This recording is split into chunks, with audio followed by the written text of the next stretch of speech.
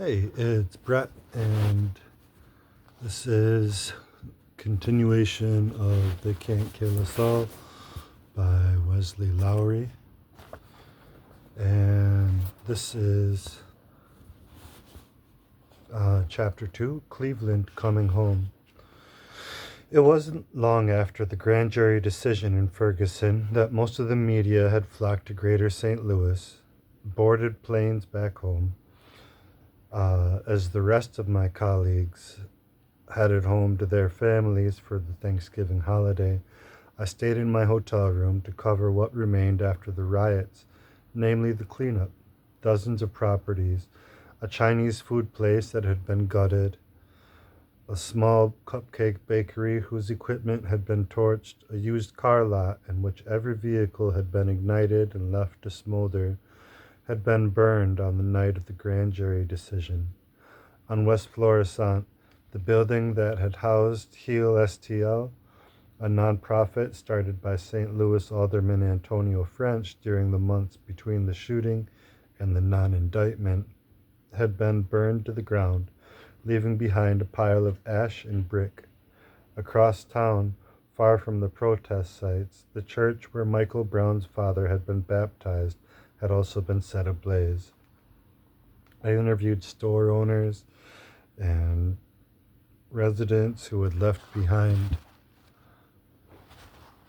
who had been left behind, who still had as many questions as answers, and who were only further embittered by the second round of violence after the non-indictment was announced. And then I decided I couldn't stay another day. I closed my eyes as the low, deep hum of the airplane began its rumble, lulling me to sleep for what felt like the first time since I'd arrived in Ferguson. During the previous month, as we had played the excruciating waiting game against journalists covering the story on the ground, had spiked to levels that surpassed even the vitriol that Ryan Riley and I faced after our arrest. After they awaited word that Darren Wilson would not be charged, critics of the now vibrant protest attempted to hack away at the sanity and credibility of the reporters telling the story. The protest had created a counter-movement of skepticism, anger, and hate, driven by some who genuinely believed that the coverage of Ferguson was overblown and amplified by others with more sinister motivations. These legions of skeptics insisted that the entire story was a fraud, that Mike Brown had deserved his fate, and the tensions in Ferguson were completely stoked by the media, based not on historical injustice, but on real-time race baiting. The photos and videos that we had posted from the protest had unnecessarily fanned the flames, these critics insisted, and by demanding answers of the Ferguson Police Department, by wanting to know why this young man had died, the critics declared, we were now responsible for the social unrest in the streets. A St. Louis blogger took a picture of me interviewing some demonstrators at a massive downtown rally and published it in a piece that suggested I was marching with protesters. Meanwhile, back in D.C., conservative political sites had made me a routine target, suggesting that I wasn't really black, and in what was perhaps the most infuriating moment of my experience covering Ferguson, publishing my parents' home address and details about several of my immediate family members drawn from information found on my mother's Facebook page. I spent Thanksgiving as what felt like the only national reporter still stuck in Ferguson. My mother spent the day long being taught by horrified family members how to change her social media privacy settings. These young protest leaders had it, by far, the worst, finding themselves besieged by online harassment and physical threats. Local organizers like Ashley Yates and Tef Poe, young voices among the most prominent of the demonstrations and rallies during the early days in Ferguson, were followed to and from protests by police cruisers. Others, like Charles Wade, a fashion stylist and philanthropist who had helped raise money for the budding Ferguson protest groups, found their email accounts being hacked or their credit card information posted publicly by internet trolls who wished them harm. People were calling my mom's business, flooding their voicemail with hate, Wade told me. There are times when it felt like too much, like you just want to escape back to being a random person on Twitter and not a target. When he told me that, I immediately understood. Feeling besieged with hostile messages, I'd withdrawn during my final stint in Ferguson. Other than a handful of other reporters, I was talking to almost no one, spending my days pacing my hotel room, working the phones as I tried to suss out new details of when the grand jury investigation would conclude. Days before the decision, I received a text message from Colin, one of my close friends from high school, who was still living back home in Cleveland. The police had shot and killed a 12-year-old who had been playing in a park. I don't think I ever responded. I was too caught up with Ferguson to process a shooting in Cleveland. As my plane landed at Reagan National Airport, my phone began buzzing. The grand jury in New York City had made its decision. The officer who months earlier had employed the chokehold that killed Eric Garner would not be charged with a crime. Hundreds had already taken to the streets in just the hour and a half that I had been in the air.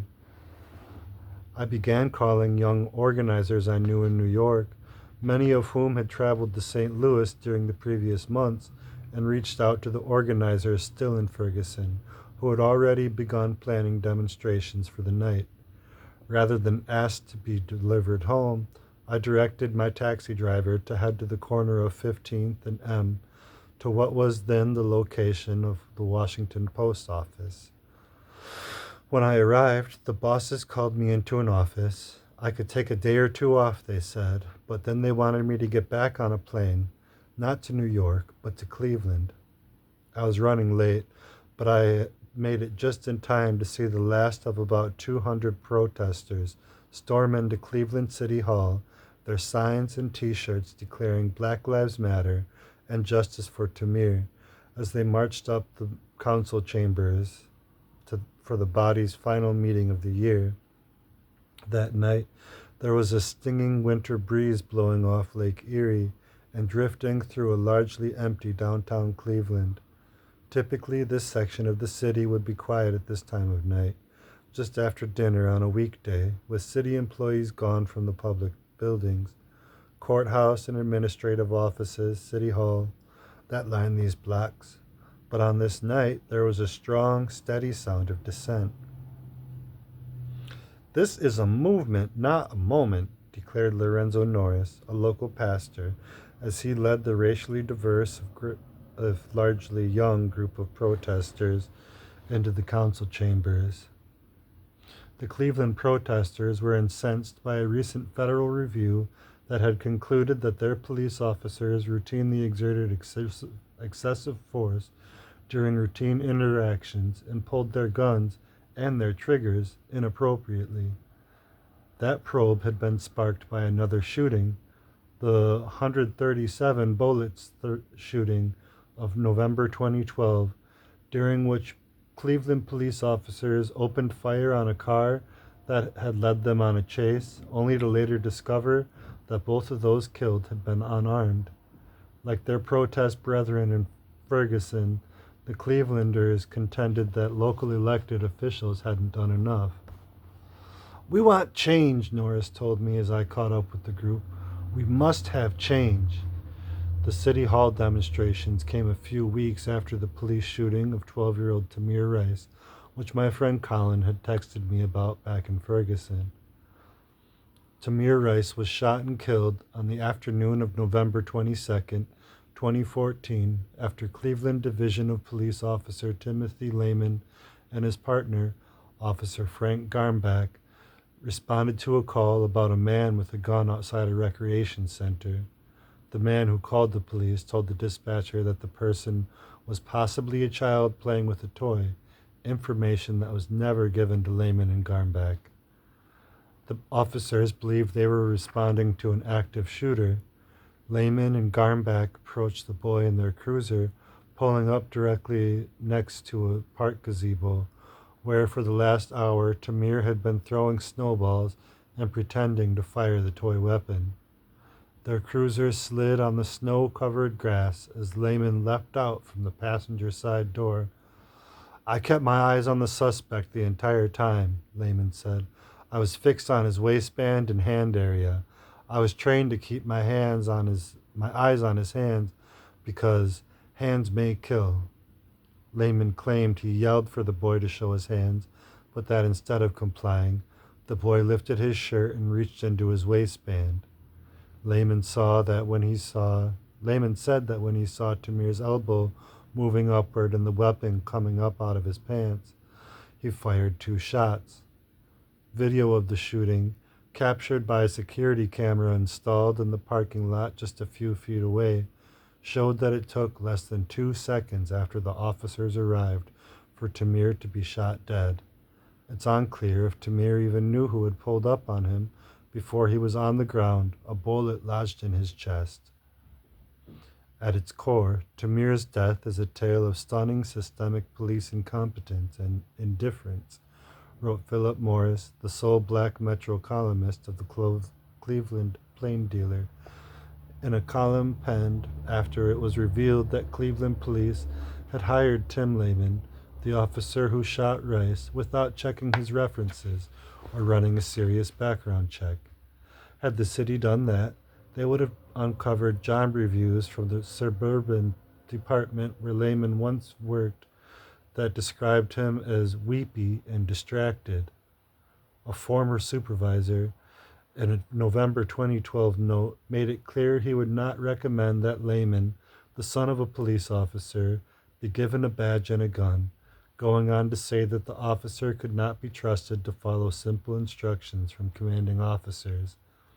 Months after that note was written, Lehman entered the Cleveland Police Academy and on March 2014 was sworn in as a city officer. Less than 8 months later, a bullet from his department-issued weapon pierced the chest of a 6th-grade boy playing in a park. "The city of Cleveland killed Tamir Rice when it issued Tim Lehman a gun," Morris wrote. "The boy's blood now flows over all our hands." Later that night, the City Hall protest was wrapped up. I drove over to see Colin. Colin and I had been like brothers since meeting in early high school. In many ways, we couldn't be more different. He's confident and outgoing, well-dressed and poised. Where we met, I was still quite dorky, a teen with wire-rimmed glasses who was too socially nervous to score any invites to house parties on the weekends. A basketball standout with cunning charisma, Colin was the alpha male of the group of popular young black men a year behind me. The son of one of Cleveland's most successful businessmen, he carried with him a sense of swagger and style, which, in early high school, simply meant his clothing fit properly. Some of my awkwardness could probably be attributed to the aura of racial ambiguity and confusion I carried with me to Cleveland when I moved there in 8th grade, well after most childhood cliques had been formed. My family moved to Shaker Heights, an east side suburb that for decades was heralded as having one of the best and most diverse public school districts in the nation. My father is an oft-underemployed writer and editor, and my mother is a dental hygienist. Each expense I proposed growing up, from a $20 field trip to $40 for a new pair of khakis for homecoming, was a battle with my deeply frugal mother. More often than not, she'd say yes, but as I got older and tried to ask less and less, hoping that any extra cash would flow down to my younger brothers. I relied more on the money I banked from odd jobs and lawn mowing and later my gig as a busboy at a country club. But in many ways, Colin and I couldn't have been more similar. We both came from deeply loving families who cared more than anything else that we achieved. Ours were the kind of family that chose where to live based on the best available public school education, where we would be surrounded by a diverse set of peers and where we could otherwise thrive. Colin and I found each other while working for the middle school newspaper.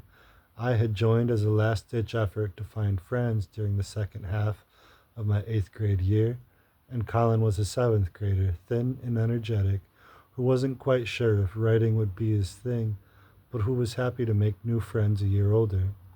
And, as it often works in middle school, that set of insignificant circumstances sparked one of the most meaningful relationships in my life. So, did you see the video? Colin asked me as we dapped and hugged, making our way into his living room, plopping down on the same couch where we'd watched Cavs play playoff games during LeBron's first stint in Cleveland. We weren't exactly surprised by Tamir Rice's death. We knew the Cleveland police weren't known for their rigor or calculated decision making. In fact, in the last decade, the Department of Justice had issued not just one, but two sets of findings that concluded the department routinely violated the civil rights of the city's residents. As young black men from the suburbs riding through the city in cars a little too nice to have either of us behind the wheel, we'd had our fair share of colorful interactions with Cleveland's finest. But before I could answer Colin, a familiar voice burst from the stairwell. "Is that Wesley I hear?" Colin's mother exclaimed as she made her way into the room, and I jumped up from the couch, took off my hat, and wrapped her in a hug. As we pulled back, she paused, her hands still on my shoulders and a huge smile creeping across her face. She'd watched me grow up, and quite literally in this living room, from that scrawny kid with the glasses who was the editor of the high school newspaper into a national correspondent for the Washington Post, whose voice she'd occasionally hear bursting from a television at the beauty salon. "Now let me guess, you're writing about that Tamir Rice shooting, right?" she said. "Isn't that just so awful?" For the next few minutes, the three of us ran through the conversation that had taken place in countless other living rooms.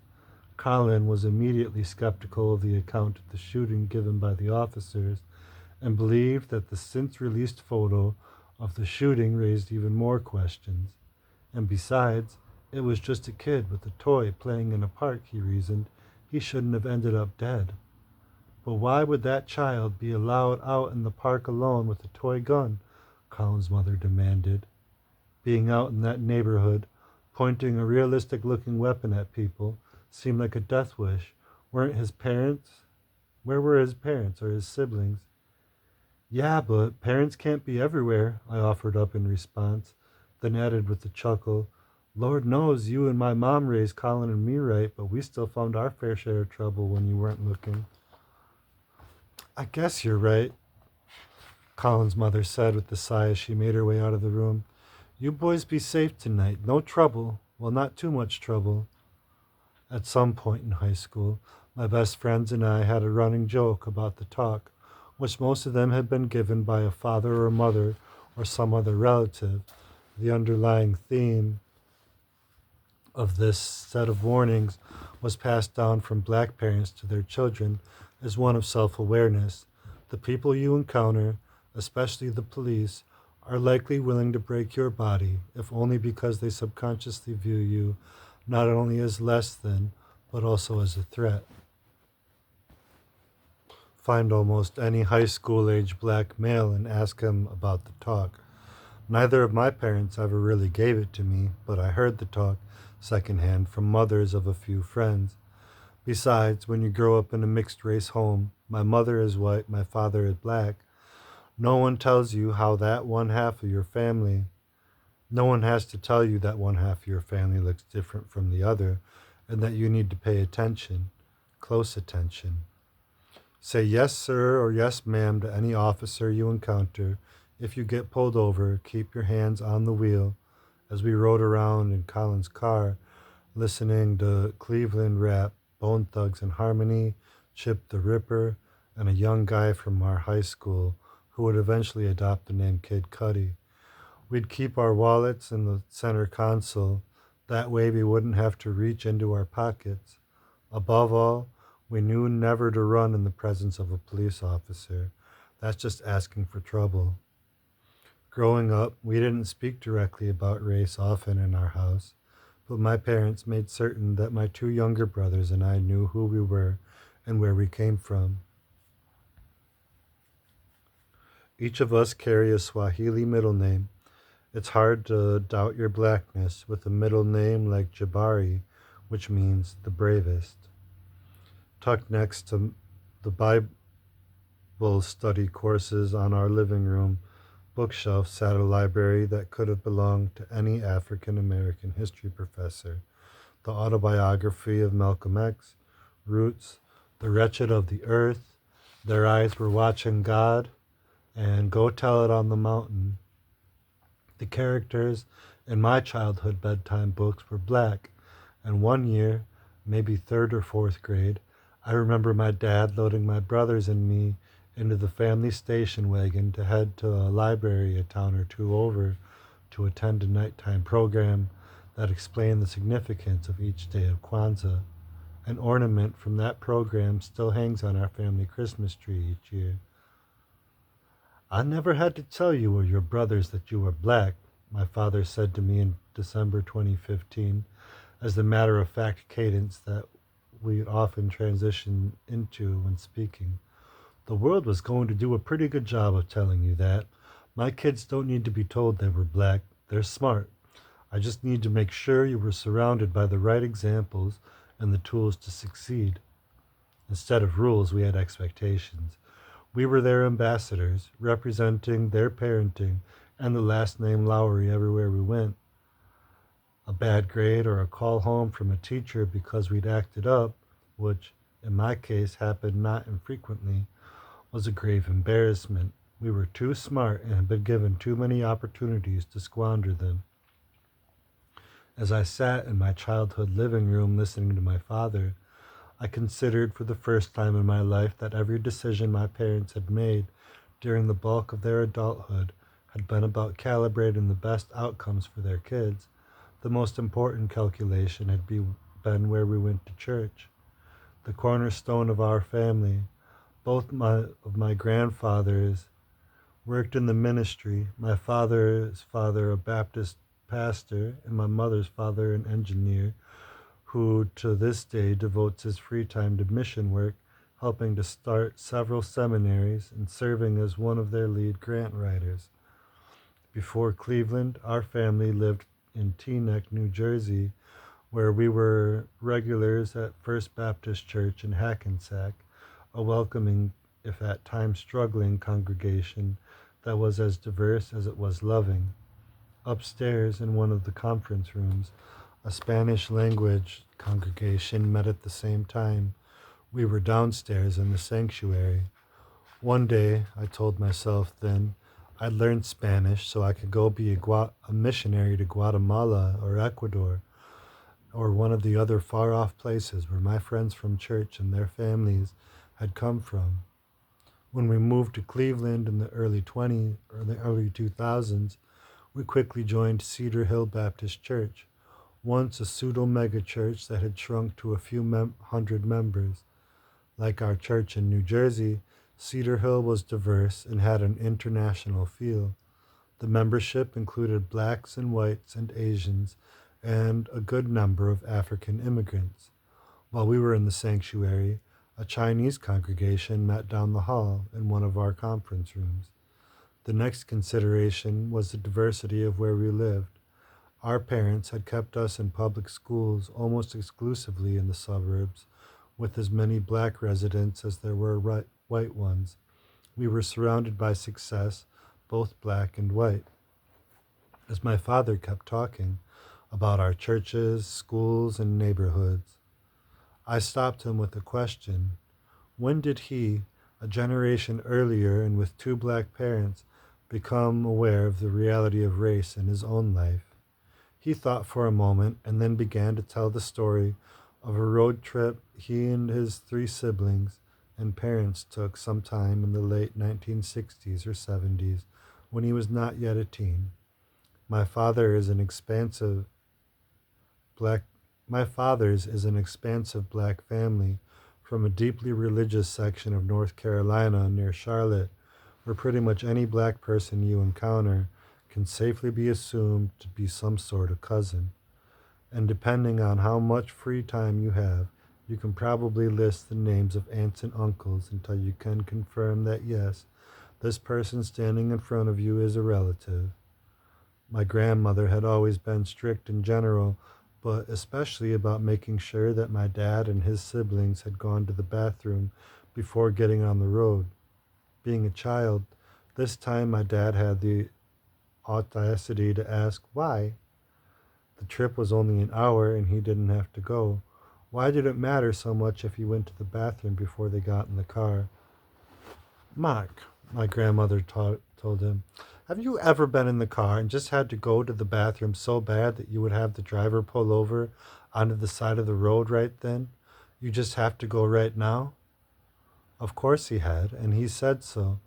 Now imagine that's you. You've got to go so badly, and finally, after miles and miles, you spot a rest stop.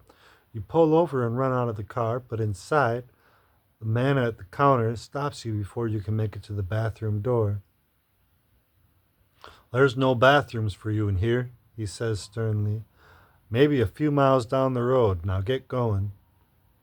My dad, he recalled to me with a laugh, would never complain again when his mother, who had lived most of her life in a country in which people who looked like her weren't legally allowed to vote, harangued him to use the restroom before they set out on the road. He'd been awakened to the reality of his parents' and grandparents' lives and of his own. There is the pivotal moment in a black man or woman's life from which they can never return. When you realize the threat posed to you by the color of your own skin, the humiliation and danger that could befall you or your family as the result of the most human necessity, using a restroom. It wouldn't be until years later, during my senior year of college, that I would have my own awakening to the reality that even with a black president in office, my shade of pigment remained a hazard. I was 21 and living in Athens, Ohio, as I finished my time at Ohio University, when an unarmed 17-year-old named Trayvon Martin was shot and killed by a neighborhood watchman in Sanford, Florida. Within days, the initial details of the shooting and Trayvon's face filled my Facebook and Twitter feeds as friends from high school and college debated the case and expressed their outrage. Trayvon had been visiting his father, who lived in Sanford, to watch the NBA All-Stars game when he ventured out to a nearby gas station to buy iced tea and Skittles. As he walked home, talking on the phone with a friend with the sweatshirt hood over his head to shield him from the falling rain, he caught the eye of George Zimmerman. Zimmerman, a self-appointed neighborhood watchman, was so concerned with the rash of break-ins, he had began patrolling the subdivision carrying a gun. Hey, we've had some break-ins in my neighborhood, and there's a real suspicious guy, Zimmerman told the 911 operator. This guy looks like he's up to no good, or he's on drugs or something. It's raining and he's just walking around, looking about. Zimmerman and the operator talked for a few more minutes as a police officer began to make his way to the scene. These assholes, they always get away, Zimmerman said. Are you following him? The operator said. Yeah, Zimmerman responded. Okay, we don't need you to do that, the operator said. Moments later, after hanging up with the 911 operator, Zimmerman physically confronted Trayvon Martin. According to his account, Trayvon attacked him, punching him so hard that he fell to the ground. Scared for his life, Zimmerman said he reached for the gun he was carrying and shot Trayvon in the chest. The fatal bullet left Zimmerman's gun at 7:16 p.m. By 7:30 p.m., Trayvon was pronounced dead. There hadn't been any direct witnesses to the confrontation, but only a handful of people who saw parts of it and said they believed they saw Trayvon on top of Zimmerman punching him. Citing the lack of evidence refuting Zimmerman's story that he had acted in self-defense, the local police let him go home. Trayvon, a teen who looked not unlike one of my younger brothers, was vilified in the media, the same way Michael Brown and Tamir Rice and Eric Garner would be years later. Pictures of him smoking marijuana were published. Media outlets dug through his tweets for profanities, seizing upon rap lyrics that he suggested somehow proved the teen's propensity for violence. He shouldn't have been wearing a hoodie, some said. He shouldn't have been out at night, others added. How many nights during high school had I spent wandering an unfamiliar neighborhood in one of the suburbs that surrounded my own, probably wearing a hoodie, which I wore pretty much everywhere I went when I was 17. Or maybe those jeans that didn't quite fit right, and if I forgot to wear a belt, slid down as I walked.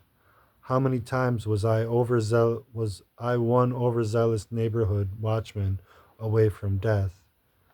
There was no news story in 2012 and 2013 that I followed as closely as the George Zimmerman trial. During the early days of the case, after Trayvon was killed and Zimmerman remained at large, I was blogging for the now-defunct website ch2pt1, which focused on black issues and politics. The initial outrage that Zimmerman was not arrested and that no charges were filed stood in contrast to the picture of Zimmerman slowly losing his cool under the national scrutiny. At one point, he went off the grid, but made a concession to visibility by launching a low-budget fundraising website so that his growing legion of supporters could contribute to his legal defense. The story of the site was broken by one of my many friends and mentors, Maria Shivacampo, then a correspondent for NBC News. Since I owned a website myself, essentially a blog where I hosted my resume as I searched for summer internships, I knew I'd be able to find the email address for whoever had registered the site. Sitting in the office I shared with 3 other editors at my college paper, I fired off an email at 5:35 p.m. describing myself as a freelance reporter who was trying to confirm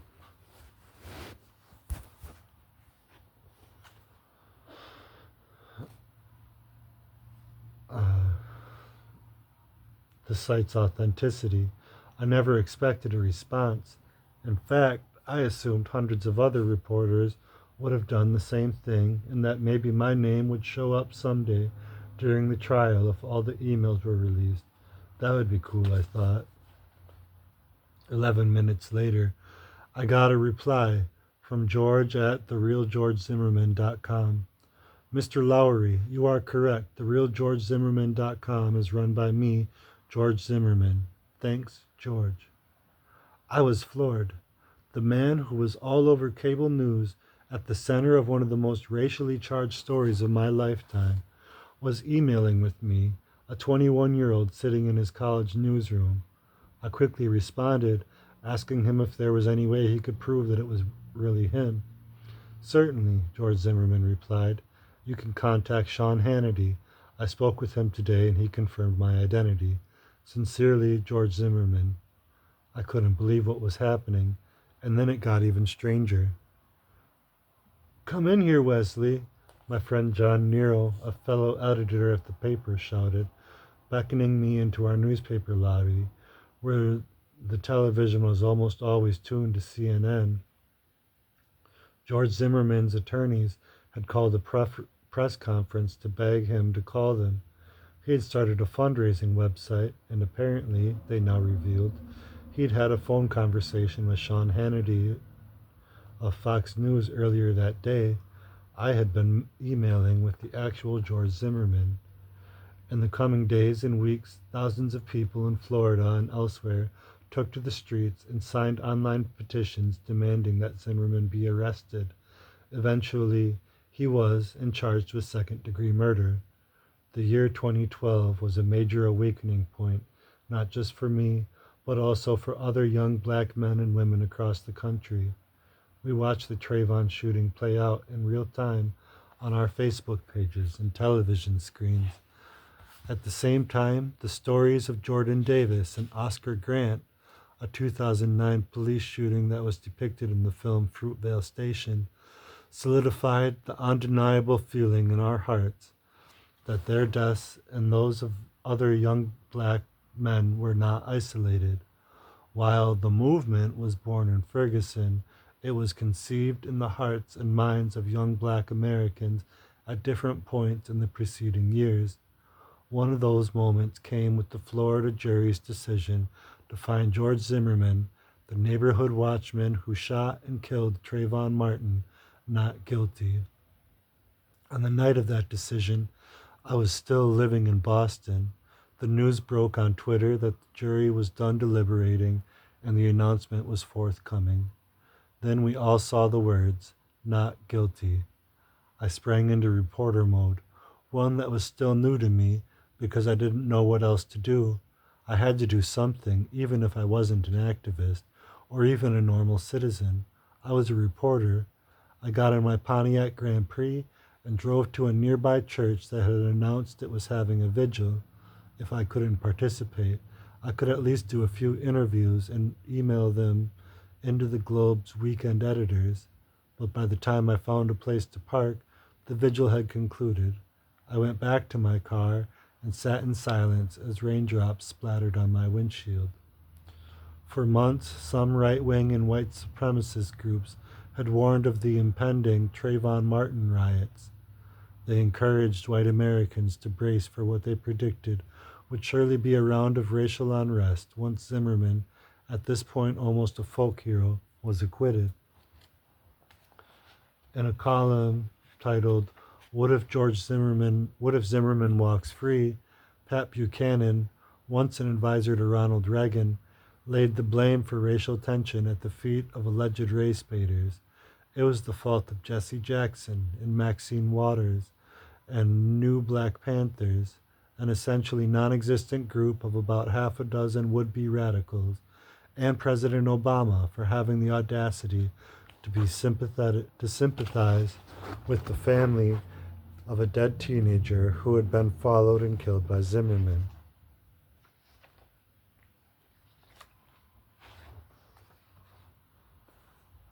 The public mind has been so poisoned at an acquittal of George Zimmerman could ignite a reaction similar to that 20 years ago when the Simi Valley jury acquitted LAPD cops in the Rodney King case because, Buchanan declared, should that happen, those who fanned the flames and those who did nothing to douse them should themselves go on trial in the public arena. Just moments after Zimmerman was found not guilty, former Speaker of the House of Representatives Newt Gingrich further fanned the hysteria. I watched these protesters, Gingrich said live on CNN, none of whom read the transcript, none of whom sat through 5 weeks of trial, all of whom were prepared, essentially, to be a lynch mob. History, stubborn in its nuance, proved Buchanan, Gingrich, and the rest of their lot wrong. There were no large-scale Trayvon Martin riots. In their place were vigils held throughout the country. Like the one I had barely missed in Boston. Peaceful black America was awakened by the Zimmerman verdict, which reminded them anew that their lives and their bodies could be abused and destroyed without consequence. Trayvon's death epitomized the truth that the system black Americans had been told to trust was never structured to deliver justice to them. The not guilty verdict prompted the creation of a round of boisterous and determined protest groups, most prominently the Dream Defenders and Million Hoodies movement for justice, both initially Florida-based, although the latter would eventually expand nationally. Across the country, at a time when Twitter had yet to become the primary platform for news consumption, then 31-year-old activist in Oakland named Alicia Garza penned a Facebook status that soon went viral. She called the status a love note to black people. The sad part is, there's a section of America who is cheering and celebrating right now, and that makes me sick to my stomach. We gotta get it together, y'all. She wrote, "Stop saying we are not surprised. That's a damn shame in itself. I continue to be surprised at how little Black Lives Matter, and I will continue that. Stop giving up on Black lives. Black people, I love you. I love us. Our lives matter," she concluded. Her friend and fellow activist Patrisse Cullors found poetry in the post, extracting the phrase Black Lives Matter and reposting the status. Soon the two women reached out to a third activist, Opal Tometi, who set up Tumblr and Twitter accounts under the slogan, "Black Lives Matter is an ideological and political intervention in a world where Black lives are systematically and intentionally targeted for demise," Garza wrote in the group's official written history of its founding. "It is an affirmation of Black folks' contributions to this society, our humanity, and our resilience in the face of deadly oppression." While the phrase is now the name of an organization and is often used to describe the broader protest and social justice movement, Black Lives Matter is best thought of as an ideology. Its tenets have matured and expanded over time, and not all of its adherents subscribe to them in exactly the same manner, much the way an Episcopalian and a Baptist, or a religious conservative and a deficit hawk, could both be described as Christian or a conservative, yet still hold disagreements over policy, tactics, and lifestyle. For the young Black men and women entering the adult world during the Obama presidency, the ideology of Black Lives Matter, not yet an organization or a movement, carried substance, even heft. It was a message that resonated with the young Black men and women who had been so outraged and pained by the Zimmerman verdict, and the decision by Tometi to focus on Twitter and Tumblr, then second-tier social media outlets instead of Facebook, proved a stroke of strategic genius. Both networks allowed for more organic, democratic growth. Unlike Facebook, in which virality is determined by algorithms, visibility on Twitter and Tumblr is determined directly by how compelling a given message, post, or dispatch is. A phrase like hashtag Black Lives Matter or hashtag Ferguson, or later on hashtag Baltimore Uprising, can in a matter of moments transform from a singular sentence typed in an individual user's iPhone into an internationally trending topic. Black Lives Matter didn't catch on immediately, but its time would soon come. As writer and historian Jelani Cobb wrote in The New Yorker in what remains one of the most definitive profiles of the creation of the organization, now known nationally as hashtag Black Lives Matter, Black Lives Matter didn't reach a wider public until the following summer, when a police officer named Darren Wilson shot and killed Michael Brown in Ferguson. Darnell Moore, a writer and an activist based in Brooklyn who knew colors, coordinated freedom rides to Missouri from New York, Chicago, Portland, Los Angeles, Philadelphia, and Boston. Within a few weeks of Brown's death, hundreds of people had participated in organized protests, took to the streets, and that campaign eventually exposed Ferguson as a case study of structural racism in America and a metaphor for all that had gone wrong since the end of the civil rights movement. And then this picks back up with the second part of this chapter.